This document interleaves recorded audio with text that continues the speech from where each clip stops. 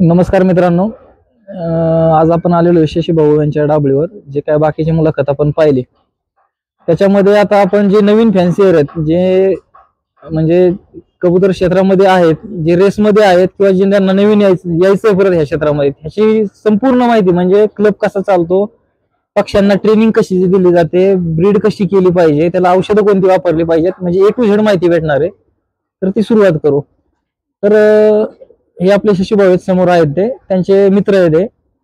तर त्यांचे ते आपल्याला संपूर्ण माहिती सांगतील. पहिल्यांदा सर आम्हाला सांगा की बाबा हा क्लब ही कन्सेप्ट काय, पहिली गोष्ट म्हणजे हा चालतो कसा, आणि हे म्हणजे मेंबर किती म्हणजे फायनान्स गोळा करतात, किंवा हे सगळं ए टू झेड माहिती क्लबची आधी द्या आम्हाला. तू बोल. सांगा, तुम्ही सांगा काय. तू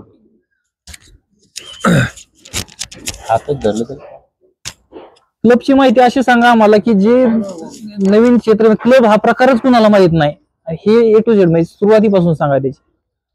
क्लब म्हणजे एक 25-30 लोक मिळून म्हणजे आमची संस्था आहे ती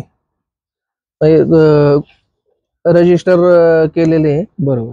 आणि त्याच्यात सगळे आपले सगळे पक्षीप्रेमी एकत्र मिळून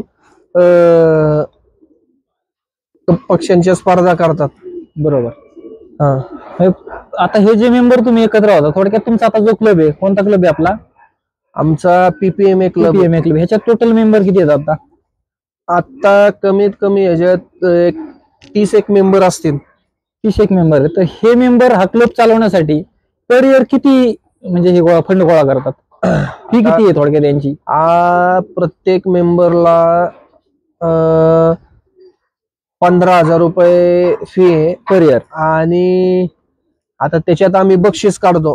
बरोबर. तसं प्रत्येक मेंबर कडनं 3,000 रुपये एक्स्ट्रा घेतो. मग त्याच्यात काय असेल ते बक्षीस मिळून काढतो. मग त्याच्यात फर्स्ट, सेकंड, थर्ड असे कॅश मनी असतील, असं डिवाइड करून प्रत्येकाला देतो आम्ही. ओके. थोडक्यात जो फंड गोळा होतो त्याच्यामधून तुम्ही बक्षीस देता, प्लस जे काही रिंग वगैरे असेल ते. हा. जे व्यतिरिक्त अजून काय काय देता? जे वार्षिक ज्या रिंगा, ज्या दरवर्षी यंग बर्ड साठी रिंगा येतात, तर त्या आम्ही चेन्नई वगैरे या साईडनं ऑर्डर करतो, मागवतो.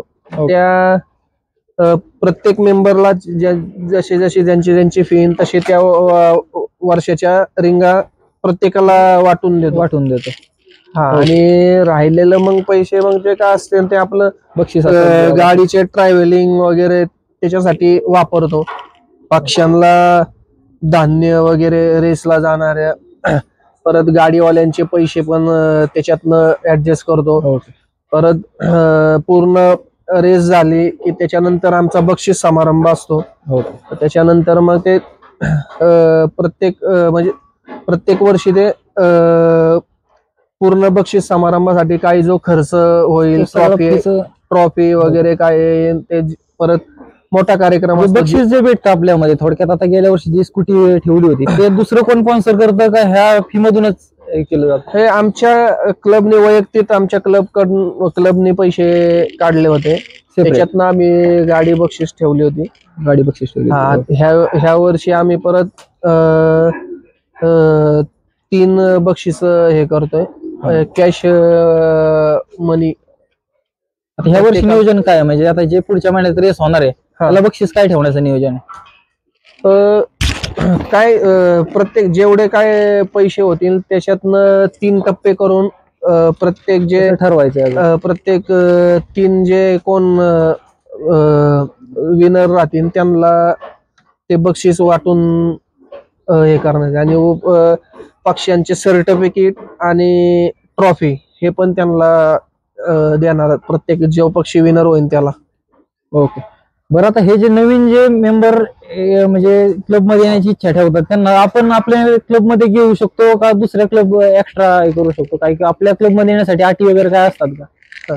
नाही, तर आमच्या क्लब मध्ये कोणाला जर यायचं असेल तर बिनधास्त आमच्या क्लब मध्ये कोणी सुद्धा एंट्री करू शकतो. कुणाला आम्ही फुल कॅपॅसिटी किती राहते, किती मेंबरची क्लब का किती अनलिमिटेड ठेवू शकतो? अनलिमिटेड काय जेवढे मेंबर येतील तेवढे आपण आमच्या घेऊ शकतो. ओके. आणि आपल्याला हा खेळ वाढवायचा आहे, पुढे वाढवायचं. त्याच्यामुळे असं लिमिट वगैरे तसं काय नाही आमच्याकडं. जेवढे येतील तेवढं चांगलं, जेवढं स्पर्धा वाढतील तेवढं चांगलंच राहील भविष्यात. जर आता हे जे नवीन लोक येणार आहेत त्यांनी पहिल्यांदा फोकस कोणत्या गोष्टीवर केला पाहिजे, म्हणजे लाईनवर का ट्रेनिंगवर? आता नवीन लोकांनी शक्यतो लाईन पण चांगल्या लाईन गोळा करणे, आणि त्याच्यानंतर त्यांचे फिडिंग, मेडिसिन वगैरे सगळं एकदम व्यवस्थित करून, ब्रीडिंग करून, मग ट्रेनिंग वगैरे सगळं व्यवस्थित करून मग रेस मध्ये तुम्ही खेळू शकता. बरं, आपण हे जे जोडे लावले, बच्चे निघले, आता हे जे आपण पुढे मेडिसिन ठेवलेली आहेत, आता पहिल्यांदा ह्याची माहिती द्या की बाबा आम्हाला की हे मेडिसिन कशा प्रकारे वापरले पाहिजेत किंवा कोणत्या मेडिसिनचा काय फायदा होतो. तर आता हे पहिलं जे मेडिसिन आपण ठेवलेलं आहे हे कोणत्या विरबॅकचं? मल्टीविटामिन. हे मल्टीविटामिन आहे. ओके. विटाग्रो. हा. आणि हे जे कॅल्शियम आहे. कॅल्शियम. हो. हे कोणतं वापरतोय आपण? हे भोपाल पिजन वाल्यांचे प्रोडक्ट आहे. बरं, ह्या दोन्हींचा आता ऍक्च्युअल फायदा काय, कशासाठी, म्हणजे वापरण्याचा फायदे काय? हे ब्रीडिंगला, पिल्लांची वाढ, ग्रोथ वगैरे चांगली राहते. परत पेरिंग वाल्या पक्ष्यांना पण जे पाहिजे ते शरीरात ते पूर्णपणे या मेडिसिन द्वारे भेटतं. 3 नंबरला कोणतं आहे?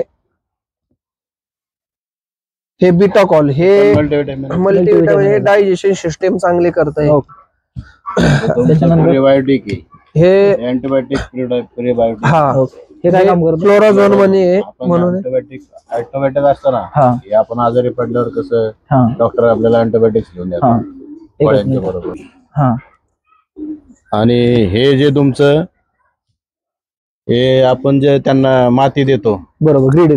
कॅल्शियम जेव्हा त्यांचं पक्ष्यांचं मेंटेन करायसाठी मिनरल्स आपण जे माती देतो ना त्या मातीमध्ये मिनरल्स वगैरे ऍड होतात. आणि याच्यामध्ये बरेच जे आयटम आहेत ना, याचं डिस्क्रिप्शन दिलेलं आहे. हे ओवा झालं तुमचं, परत हिंग झालं, काळं मीठ झालं, हळद झाली, अशा पद्धतीचं ते ड्राय फॉर्मॅट मध्ये त्याची पावडर तयार केलेली आहे आणि ती त्यांनी दिलेली आहे. हे तुमचं ॲमिनोविट आहे. ॲमिनोविट हे तुम्ही कोणते याचं वापरू शकता. परत हे जे तुमचं आहे हे पण ॲमिनोविट लिक्विड फॉर्म मध्ये. बरं, ह्यांचा फायदा काय, ॲमिनोविटचा म्हणजे रिझल्ट काय नक्की? हे तुमचं लिव्हर टॉनिक आहे. आता हे कसं असतं, तसं जर तुम्ही बघितलं ना, आता हे तुमच्या पुढे जे प्रोडक्ट ठेवलेत ना, हे त्याने काय केलेलं आहे की भोपाळ पिजनचं किट ठेवलेलं आहे, ते तुमचे तो वापरतोय. ते किट मध्ये आता कसं असतं की प्रत्येक गोष्ट ही कॉन्फिगरेशन केलेली असते, त्या पद्धतीत असते. म्हणजे आता जनरली आपण जेव्हा ब्रीडिंग करतो त्याला जे सप्लिमेंट्स आपण देतो त्याच्यात काय काय पाहिजे, तुमचं कॅल्शियम पाहिजे. कॅल्शियम कायसाठी पाहिजे की तुमचे पक्ष्यांचे जे हाडं असतात ते मजबूत राहिली पाहिजे. परत तुमचं जे डायजेशन असतं ते योग्य राहिलं पाहिजे. आणि कॅल्शियम लेवल जेव्हा त्यांची मेंटेन राहते तेव्हा ते पक्षी अंडी वगैरे चांगल्या क्वालिटीचे होतात, जेणेकरून पुढे तुमचं ब्रीडिंग चांगल्या क्वालिटीचं होतं. हे कॅल्शियम त्यासाठी असतं. परत मल्टीविटामिन कशासाठी असतं? मल्टीविटामिन म्हणजे पक्ष्यांच्या शरीरातलं जे पाणी असतं किंवा मिनरल असतात, विटामिन असतात, ते जेव्हा कमी होतात तेव्हा ते बुस्टअप करतं आणि ते मल्टीविटामिनचा वापर तिथं होतो. हे ॲमिनोविट झालं, हे तुमचं हे सगळे प्रोडक्ट्स आहे ना, हे फक्त तेवढ्यासाठीच आहे. तुमचं डायजेशन मेंटेन राहिलं पाहिजे, शरीरातलं पाणी मेंटेन राहिलं पाहिजे. कारण माणसाच्या शरीरात जसं पाण्याचं महत्व आहे तसं पक्ष्यांच्या पण शरीरात पाण्याचं एक वेगळं महत्व आहे. परत आता हे तुमचं काय आहे, हे सगळं ॲमिनोविट झालं, हे सगळं मल्टीविटामिन फॉर्म मध्ये. आणि हे आयडल पिल म्हणून प्रोडक्ट आहे, प्रोडक्ट. हे तुमचं ज्यावेळेस डायजेशन पूर्ण खराब होतं पक्ष्याचं त्यावेळेस सगळ्यात बेस्ट प्रोडक्ट आहे. टॅबलेट आहेत का काय? हे गोळी आहे. हे अशा प्रकारे गोळी येते. हे गोळी त्यावेळेस पक्ष्याला रोज तुम्ही एक गोळी चारा, सकाळ संध्याकाळ चारा, नाही तर सकाळ संध्याकाळ दुपार 3 टाइम गोळी चारली तरी पक्ष्याचं जे डायजेशन प्रॉब्लेम झालेला असतो ह्या गोळीने पूर्ण क्लिअर होतो पक्षी. ही सगळ्यात बेस्ट प्रोडक्ट आहे हे. डायजेशन वगैरे खराब झालं तर हे प्रत्येक फॅन्सियरनी ठेवलंच पाहिजे, हे त्यांच्या लॉफ्ट मध्ये ठेवलंच पाहिजे. हो. हे मी तरी बरेच वर्ष आलंय की मी हे यूज करतोय. ह्याचा रिझल्ट चांगला आहे. आणि दुसरं झालं हे चिक टॉनिक. अरे तुमचे पक्षी साधे असतील, होमार असतील, कुठले असतील, तरी पण तुम्ही हे ब्रीडिंग साठी वापरू शकता. हे मी पण स्वतः पण वापरलेलं आहे. हवेवाले असू द्या, कोणतेही असू द्या, हवेवाल्यांसाठी नाही, हे ब्रीडिंग वाल्यांसाठी. थोडक्यात ब्रीडिंग पट्टी तयार करण्यासाठी, ब्रीडिंगच्या पक्षींसाठी तुम्ही जेव्हा वापरसाल ना, हे मी स्वतः पण वापरले, त्यांनी पण वापरले आणि बरेच फॅन्सी हे वापरतात. हे जे तुमचे मिनरल्स वगैरे किंवा जे त्यात बरंच काय कॉन्फिगरेशन त्याचं दिलेलं आहे, हे ब्रीडिंग साठी एक चांगलं प्रोडक्ट आहे. म्हणजे तुमचे साधे जरी पक्षी असतील तरी तुम्ही हे वापरू शकता. म्हणजे थोडक्यात जर सांगायचं झालं ना तर ब्रीडिंग साठी सगळ्यात मिनिमम जे कोणी पण असतं ना ब्रीडिंग साठी, सगळ्यात मिनिमम आयदर चिक टॉनिक वापरा पहिली गोष्ट. त्यानंतर तुम्ही कॅल्शियम वापरा. ते तुम्ही चॉईस करू शकता कोणचं वापरा, ते तुमच्या बजेटनुसार. आता परत तुम्ही मल्टीव्हिटॅमिन वापरा आणि तुम्ही ही माती बनवा. आता ग्रीड आपण कोणती वापरतोय? ग्रीड ते बाहेरचे येतं मल्टीग्रेन. हा, तर ते आता सध्या धान्य सध्या आहे ना, सध्या आता ते माझ्याकडे संपलेलं आहे. सध्या मी दुसरं वापरतोय. आणि हे जे आता ते भोपाल पिजन वाल्यांचं जे मी ब्रीडिंगचं किट घेतलंय, ह्याचा मला आता चांगला रिझल्ट आहे. आणि हे कसं आहे, हे प्रत्येक फॅन्सियरने ब्रीडिंगच्या वेळेस हे वापरावं. कारण हे जास्त काय किंमत नाहीये याची. त्याची काय कॉस्ट पडते? एक 4300 का 400 पर्यंत हे पूर्ण किट येतं. ह्याचा चांगला रिझल्ट आहे ब्रीडिंग वाल्यांसाठी. तर हे वापरावं. मी पण ह्या वर्षी मागवलेलं आहे, पण चांगलं आहे, ह्याचा रिझल्ट चांगला आहे. मला तरी आता चांगला रिझल्ट आलाय. कारण एक बच्चा थोडा बारीक राहिला होता आणि एक मोठा झाला, म्हणून मी ते युट्यूब वरती पाहिलं. ते इम्रान म्हणून आहे, त्यांच्याशी कॉन्टॅक्ट केलं. मग त्याच्यानंतर मी हे वापरतोय. आता पहिल्यांदा मी आता एक 15 दिवस झाला असं वापरतोय. तर 15 दिवसात मला चांगला रिझल्ट आलाय पिल्लांची ग्रोथ चांगली. हा, चांगलं आहे. आणि त्याच्यात हे जे आहे ना, हे डायजेशन पावडर आहे. ही एक बेस्ट पावडर आहे. हा, ही तुम्ही आपले माती असती, त्या मातीत एक 7-8 चमचे टाकले आणि ती माती तयार करून जर ठेवली तर ह्याच्यात मिनरल वगैरे भरपूर, आणि डायजेशनला चांगलं आहे. हे भरपूर खातात पक्षी. ते धान्य कमी आणि हे जादा खातात. आणि चांगला रिझल्ट आहे. म्हणजे वापरावं सगळ्यांनी. परत हे धान्यामध्ये जे आपण धान्य ठेवलंय हे जोडांसाठी आणि हे धान्य मी 12 महिने माझं फीड मी कधीच चेंज करत. चालू आहेत पक्षी हवेला किंवा सगळ्यांचे मिक्स एकच धान्य, वेगळं काहीच नाही. मी कधीच चेंज करत नाही. माझं 12 महिने पूर्ण फिडिंग असतं त्यांचं. बरं, आता बऱ्याच जणांचा प्रॉब्लेम असा येतो, एक बेसिक प्रॉब्लेम आहे, माझ्याकडे पण प्रॉब्लेम आहे, की पट्टीचे तुम्ही आता ट्रेन करताय, वर गेले ते दिवसभर खालीच येत नाही. त्यासाठी काय सोपा पर्याय राहतो का तुमच्याकडे, की बाबा त्यांना स्क्रॅप करण्यासाठी, किंवा इतके त्रास देतात की सकाळी 10ला सोडले की 5-6 वाजेपर्यंत ते खालीच येत नाहीत? कसं असतं, एक स्टँडर्ड फॉर्मॅट असतो. जेव्हा तुम्ही लहान पिल्लं तयार करताना, बरोबर, त्यानंतर त्यांना 15 दिवस तुम्ही दिवसभर जरी त्यांना बाहेर सोडले, बरोबर, तरी ते बाहेर सोडलेलं चांगलंच आहे. कारण कसं असतं, जेव्हा ते बाहेरच्या वातावरणात बसलेले असतात ना, सूर्याचं जे ट्रान्समिशन आहे ते बघतात.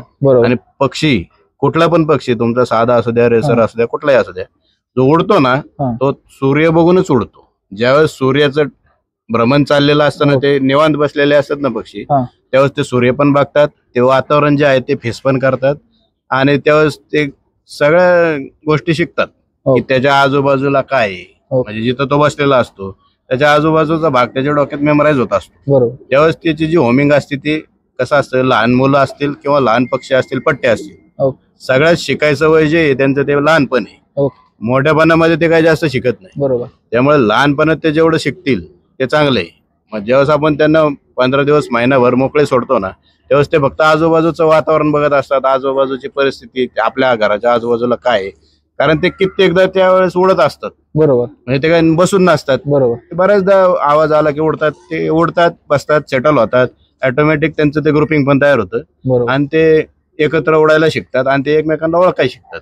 आणि त्यानंतर मग त्यांचे होमिंग पॉवर इतकी डेव्हलप होऊन जाते, मग पुढे ते त्याच्या पद्धतीने ते खेळतात. ते जे सुरुवातीचं वय आहे ते तुम्ही त्यांना दिलं पाहिजे. त्यानंतर मग तुम्ही काय करा, एक स्टँडर्ड फॉर्मॅट असतो, पर बर्ड 30 ग्रॅम, एका पक्षाला 30 ग्रॅम हे धान्य पुरेसं असतं. किंवा तुमचे जे पक्षी असतील 10 असतील, 20 असतील, 30 असतील, 100 असतील, त्यावेळेस तुम्ही त्यांना फीड करताना त्यावेळेस ते मोजा की किती फीड ते खातात. आणि त्यानंतर ते थोडंफार त्यात फीड उरतच जेव्हा सगळ्यांचं पूर्ण खाऊन होतं. तुम्ही तो ते जे फीड आहे ना ते तुम्ही मोजून ठेवा की 1 किलो खाल्लं, 2 किलो खाल्लं, तुमची जशी क्वांटिटी असेल त्यानुसार ते खाते. मग ते मोजून ठेवा आणि तोच पोर्शन त्यांना पुढे कंटिन्यू ठेवा. समजा 40 पक्षी तर ते जर समजा 1 किलो खातील तर 1 किलो धान्य त्यांना ते कंटिन्यू ठेवा आणि ते तेवढ्यातच मेंटेन राहतात. ज्यावेळेस तुम्ही त्यांना जर असं करत असेल की दिवसभर खायला ठेवले तुम्ही त्यांना, मग ते काय होणार, त्यांचं ते डायजेशन पूर्ण नाही होणार आणि त्यांच्या पोटात धान्य राहणार.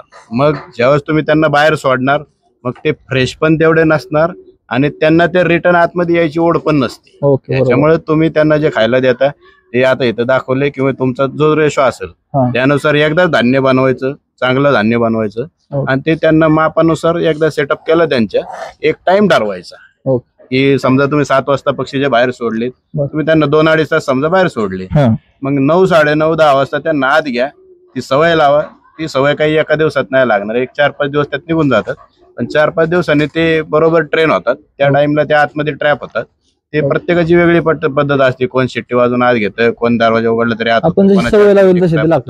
मग ते त्यांना त्या टायमिंगवर आत घेतले ना की पक्षी हा सगळ्यात हुशार असतो, माणसापेक्षा पण हुशार पक्षी. ज्यावेळेस तुम्ही त्यांना सवय लावता ना कुठल्या गोष्टीची, ते बरोबर त्या टायमिंगला कॅप्चर करतात आणि त्या टाइमला ते ट्रॅप होतात. मग ते तुम्ही बरोबर त्यांना तसं घेऊन मग ते खायला 2 दिवस त्यांना तसं द्यायचं त्याच टाइमला, मग ते रेग्युलरच होऊन जातं त्यांचं. त्यांना भूक पण त्याच वेळेस लागते. आता कसं आहे, समजा तुम्ही लहानपणी त्यांना 15 दिवस बाहेर सोडले, ते दिवसभर बाहेर राहू दे, काही फरक नाही पडत. संध्याकाळी त्यांना आत घ्या, खायला द्या, नंतर पाणी पाजा.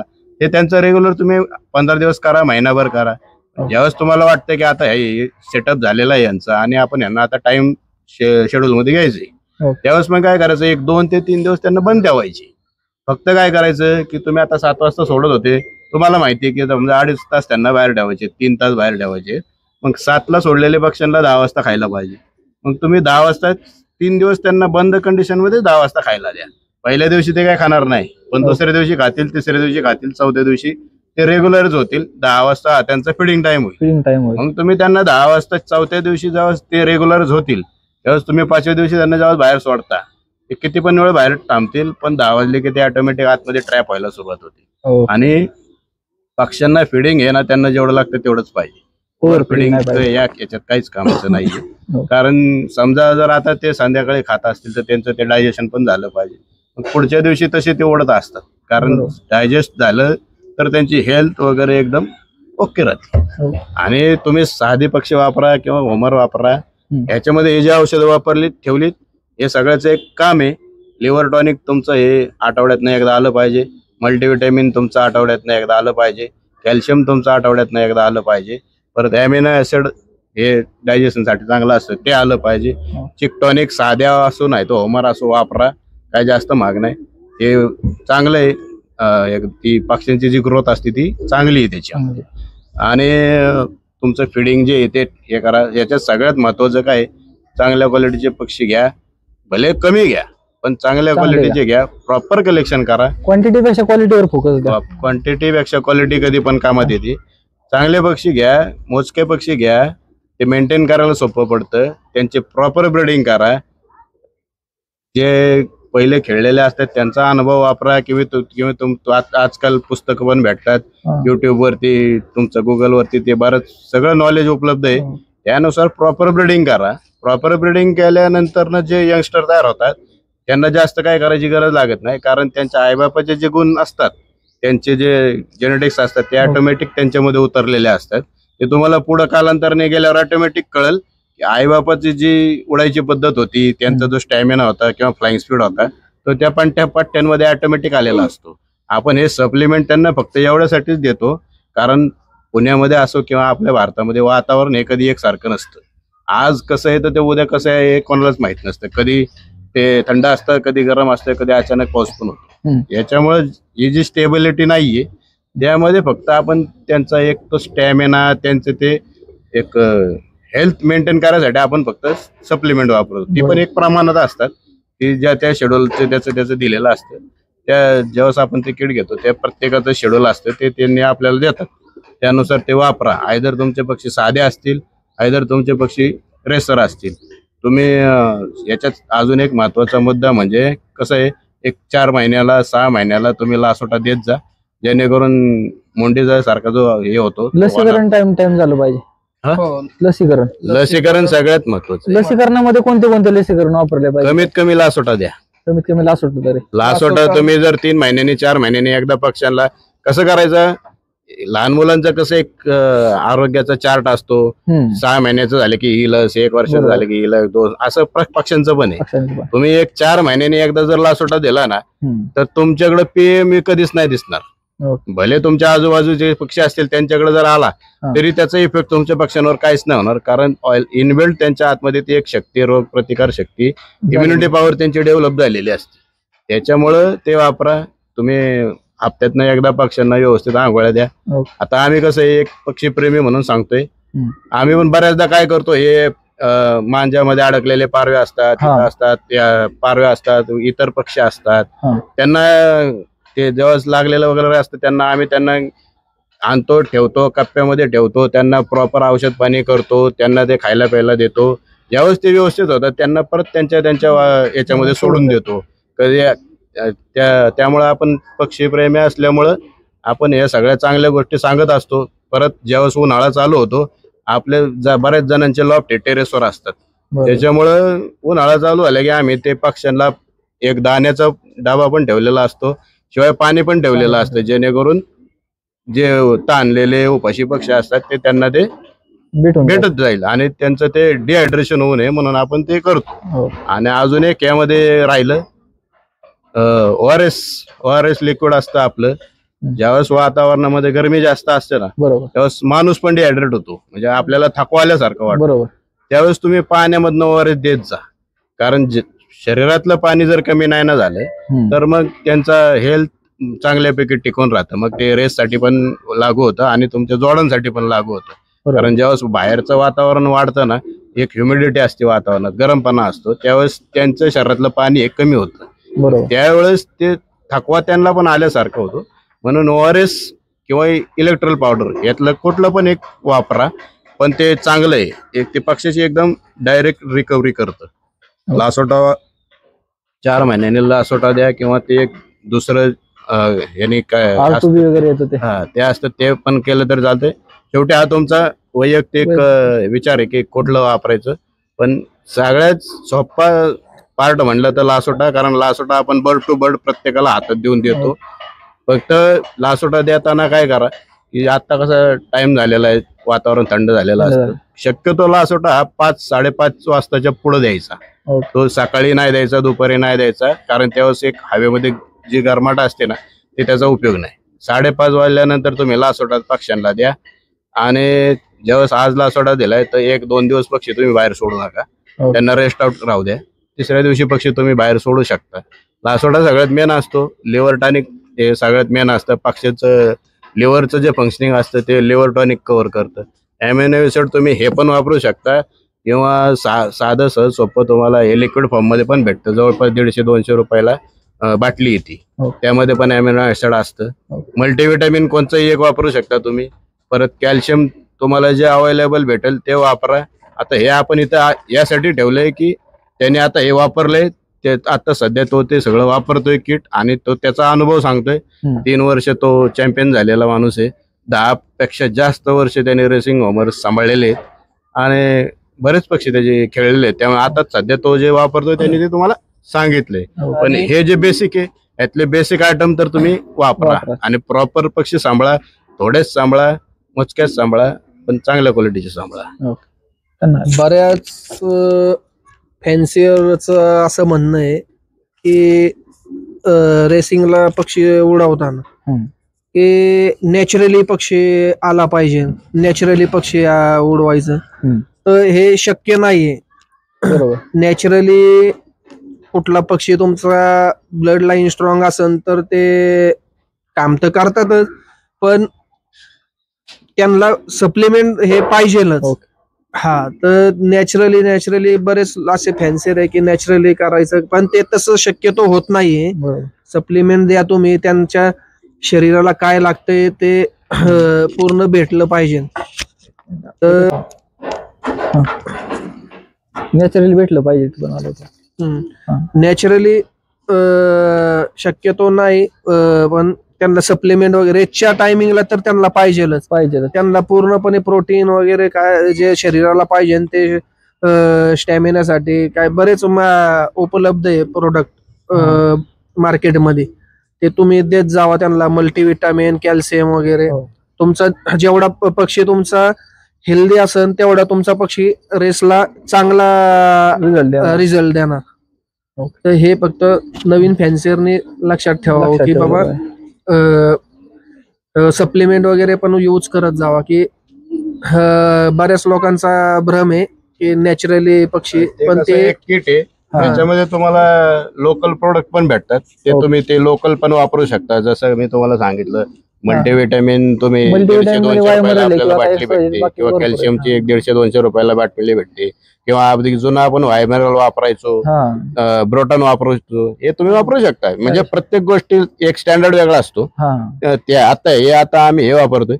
तुम्हाला जर वाटतंय की ह्यामध्ये आपल्याला वेगळं प्रोडक्ट त्याच कंटेंट मधले भेटते, तर तुम्ही लोकल कोणतेही प्रोडक्ट वापरू शकता. फक्त हे वापरलं गेलं पाहिजे, जेणेकरून त्यांची जी ताकद आहे ती मेंटेन राहते. आणि एक चांगल्या क्वालिटीचे पक्षी जेव्हा तुम्ही तयार करताना तेव्हाच ते पुढे चांगला रिझल्ट घेतात.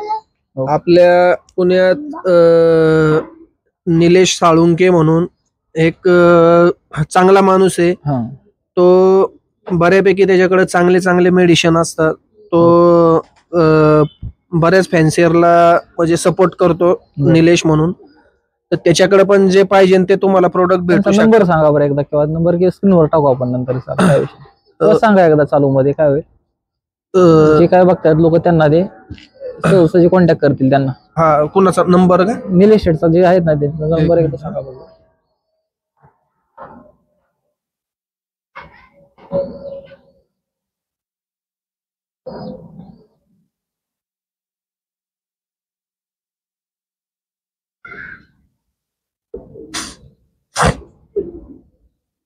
हा सांग. निलेश साळुंके यांचा नंबर 80 80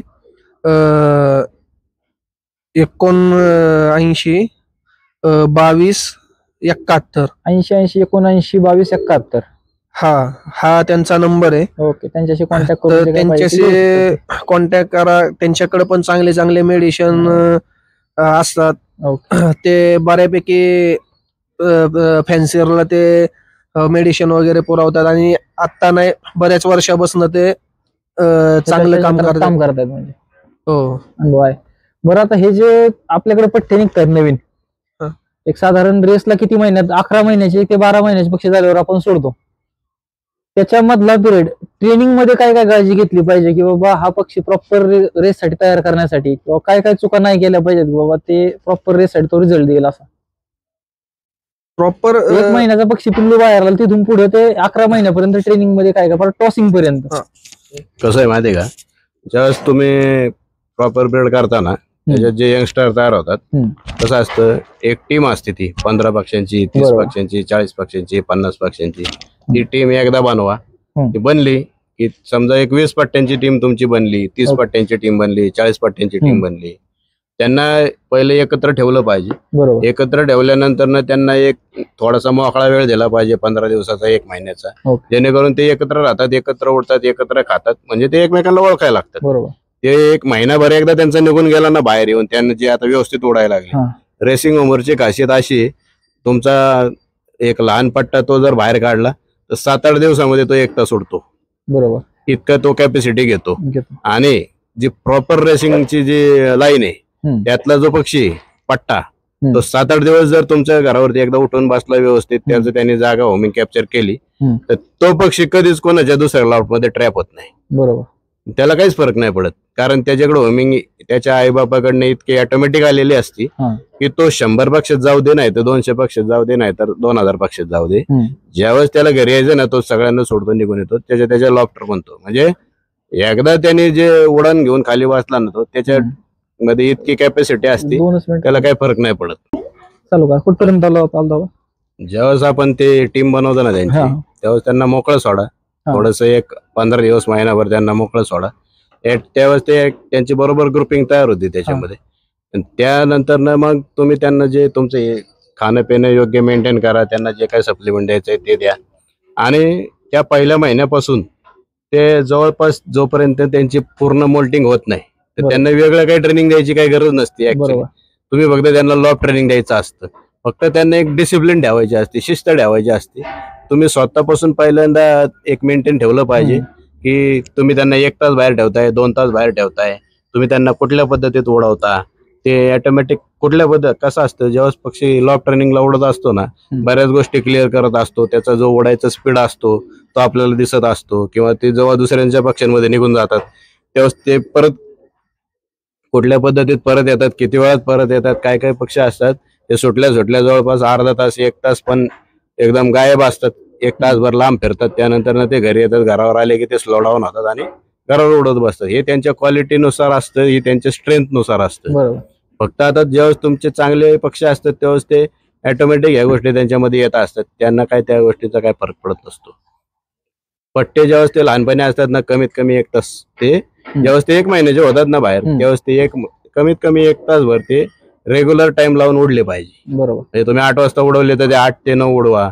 9 नंतर ना त्यांना बसवा, एक अर्धा तास त्यांना मोकळे बसू द्या, जेणेकरून त्यांना बाहेरचं वातावरण परत कॅप्चर होतं. त्यानंतर तुम्ही त्यांना आत घ्या. आत घेतल्यानंतर तुम्ही त्यांना खायला दिलं तर मग ते त्यांना ती सवय लागून जाते की आपण उडल्यानंतर आपल्याला ते नंतर न जेवायचे. मग ते तसं ते मेंटेन राहतात.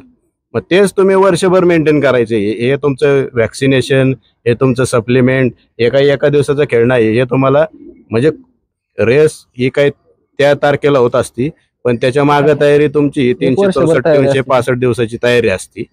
प्रत्येक दिवसाचा फिटनेस इम्पॉर्टंट आहे. असं नाही ज्यावेळेस रेसला आपण पक्षी टॅग करतो त्याच वेळेस फिट पाहिजे. लॉफ्ट ट्रेनिंगला पण आपला पक्षी 100% फिटच पाहिजे. त्याच्यामुळं हे वातावरण हे झालं, या सगळ्यांचं हे करत पक्षी कमीत कमी रोज उडलाच पाहिजे. म्हणजे जो पक्षी आपण तयार करतोय ना, त्या पक्षाला असा आराम नाही पाहिजे. तो जेव्हा पावसाळ्याचे 1-3-4 महिने असतात ना, तेव्हा तुम्ही त्यांना आराम देऊ शकता. पण बाकीचे जे आपले 7 महिने 8 महिने असतात ना, हा पक्षी मग तिथं ऊन असू द्या किंवा धुका असू द्या, हे पक्षी तेवढ्या टायमिंगला उडलेच पाहिजे. कारण जेव्हा तुम्ही त्या पक्ष्यांना त्या टाइमला उडवत असताना वातावरण हे रोज वेगळं असतं. रोज पक्षी वेगळा शिकत असतो. आज ह्या रूटने जातील, उद्या त्या रूटने जातील. वारं जसं फिरतं तसं पक्ष्यांची चाल बदलत असते. त्यानुसार ते पक्षी उलटे पालटे खेळत असतात आणि शिकत असतात. यंग बर्ड बरोबर तुम्ही ओल्ड बर्डचे थोडेफार पक्षी ठेवले तर ओल्ड बर्ड एक वेगळ्या ट्रॅकने त्यांना शिकवतात. ओल्ड बर्ड असणं गरजेचं आहे. नुसतेच यंग बर्ड तुम्ही जर सोडले तर ते वेगळ्या पद्धतीत उडतील. त्यांना ते जे शिकायला पाहिजे तसं ते शिकणार नाही.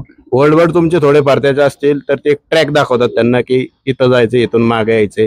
ज्यावेळेस ते थोडस 1 तासाचं त्यांचं फ्लाईट होतं, त्यानंतर काय फरक नाही पडत. यंग बर्ड मध्ये इतकी पॉवर असते की ते ओल्ड बर्डला सोडतात आणि स्वतः निघून जातात. इव्हन ते दुसऱ्याच्या पक्षात मिक्स जरी झाले तरी त्यांना काही फरक नाही पडत, ते रिटर्न अप करतात. कारण पक्ष्यांचं हे सगळं जे असतं ना, ज्यावेळेस चांगल्या क्वालिटीचे पक्षी असतात ना, पण ते लहान पट्टे असू द्या किंवा मोठे पट्टे असू द्या, तुम्ही जर त्यांना 7 वाजता सोडताय, 9 वाजता खाली बसवताय, तर ते 7 ते 9 तुम्हाला त्यांच्याकडे बघायची पण गरज नाही लागणार. तुम्ही फक्त खुर्ची जरी टाकून बसले ना तरी ते ऑटोमॅटिक उडत असतात. त्यांना काही करावं लागत नाही. त्यांच्याकडे इनबिल्ट कॅपॅसिटी जेवढी की ते 2 तास म्हणलं तरी पळू शकतात इकडे तिकडे. त्यानंतर ते ऑटोमॅटिक ट्रॅप होतात त्यांच्या टाइमला. नंतर दरवाजा उघडा, ते ऑटोमॅटिक सगळे आत जातात. शिस्त याच्यात सगळ्यात महत्वाची. तुम्ही त्यांना शिस्तीत ठेवली पाहिजे. नाही तर असं नाही की तुम्ही त्यांना उडवलेच नाही. कारण जो पट्टा लहानपणी उडणार नाही ना, तो पट्टा पुढे काहीच करणार नाही. कारण जेव्हा पक्षी उडत असतो ना, तेव्हाच तो वातावरण किंवा तुमचं स्पीड, तुमचा स्टॅमिना, या सगळ्या गोष्टी दाखवत असतो. चांगल्या क्वालिटीचा पट्टा तुमचा दररोज त्याच पद्धतीत उडणार. भले एक दिवशी तापमान 30 असू द्या नाही तर 40 असू द्या, त्याला काय त्या गोष्टींचा फरक नाही पडत. पण त्याच्यात ह्या गोष्टी बऱ्याच लॉफ्ट ट्रेनिंग मध्ये शिकायसारख्या असतात किंवा मेंटेन करायसाठी. म्हणून तर आपण कुठलाही फॅन्सियर जरी त्याला चांगलं प्रॉपर फॅन्सियरला जर विचारलं ना की याच्यात यशाचं कारण काय आहे, यश त्याच माणसाला भेटतं जो प्रॉपर पक्षी मेंटेन करतो. क्वालिटीला महत्व द्या, थोडेफार पक्षी ठेवा, पण ते प्रॉपर दर्जा. सर तुमचं नाव सांगा. माझं नाव शिवाजी लोखंडे. तुमचा आवडता पक्षी कोणता आहे यातला? शिवा. तर तुमचा पण शिवाच आहे. हा. ओके. का आवडतो नक्की, कारण काय त्याचं? कारण की तेव्हा माणसाची जिद्द आहे ना, तेव्हा माणूस पुढे हागायला लागेल तिथं तेव्हा जिद्द करून दाखवे. लढायची ताकद. हा, लढायची ताकद तेव्हा देतो. तो देतो. ओके. तर आपलं म्हणजे किती दिवसापासूनचे संबंध आहेत काय की? आमचे तरी 20 वर्ष आले असेल. 20 वर्षापूर्वी संबंध आहेत. ओके. तुम्ही लॉफ्ट चालू करून किती दिवस झाले? लॉफ्ट चालू करूनच 20 वर्ष आला आम्हाला. नाही, आपण तुमचं एक आता जे सेपरेट आपण रेस खेळत आहे आता 2 वर्ष. 2 वर्ष झाले. सगळे आपल्याकडे यांच्याकडेच पक्षी? यांच्याकडलेच पक्षी. तुम्ही कोणते पक्षी दिलेत भाऊ त्यांना, काय नक्की विषय काय तुमचं संबंध कसे किंवा त्याच्याबद्दल एकदा पूर्ण माहिती सांगा. आम्ही आधी साध्या पक्ष्यांपासून आम्ही मित्र आहे. म्हणजे साधे होते तेव्हापासून आम्ही मित्र आहे. आणि एक 20 वर्ष झाले असं ना आम्ही म्हणजे साधे कबूतर पाळत होतो. म्हणजे आधी साधे होते, नंतर मग रेसिंग. मग आता ह्याला 2 वर्ष झालं की बाबा ह्याला हा बोलला की रेसिंगचे करायचे मला. तर मग त्याला मी माझ्या इथल्या सगळ्या म्हणजे माझ्या डाबली जेवढ्या लाईन आहे त्या सगळ्या त्या लाईन त्याच्याकडे आहे. आणि भविष्यात जर झालं तर आता हे माझा हा प्लॉट बहुतेक तरी कंस्ट्रक्शन लाईनला चाललंय द्यायचं. त्याच्यानंतर भविष्यात माझा हे जे सगळे काय पक्षी असतील हे त्याच्याकडे जातील. तिकडं लॉफ्ट करून मग तिकडच खेळन आम्ही. बघू आता भविष्यात एकत्र लॉफ्ट करण्याचं नियोजन असल्यासारखं आहे. हा, काय आता शेवटी मित्रच आहे. उद्या सगळंच काय आपलं सगळं पक्ष्यांसाठीच नाही करू शकत. बरोबर आहे. जागा उद्या आपले म्हणजे ही जी जागा आहे मोक्याची जागा आहे माझी. तिथं डेव्हलपमेंट सध्या बाजूने सगळीकडे आता बिल्डिंगच झालेले आहे. आता भविष्यात आपण इथं चाललंय की मोठं कंस्ट्रक्शन करून इथं नंतर बिल्डिंग उभी करायची. तोपर्यंत तर मग आपला हा नाद तर सुटणार नाही. बरोबर. मग ह्याच्या इकडे जातील पक्षी.